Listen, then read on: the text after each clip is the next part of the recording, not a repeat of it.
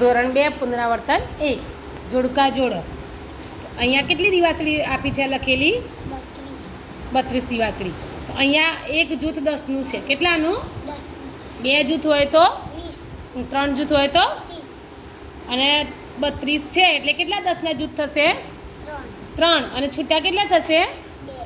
તો અહીંયા દિવાસળી છે ને, આપણે પેલી સ્ટ્રો લાવો, સ્ટ્રોના 3 જૂથ લાવો 10 10ના અને 2 છૂટા મૂકો. અહીંયા 1 2 અને 3 અને 2 છૂટા થઈ ગયા ને. આ 3 10ના જૂથ 30 અને 2 છૂટા. તે અહીંયા એવું દિવાસળીનું જૂથ ક્યાં દેખાય છે બતાવો. હા, કેટલા છે ગણો?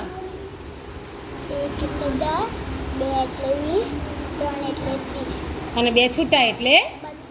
હવે તો એની સાથે જોડો. 32 દિવાસળી છે ને એને એની સાથે જોડો.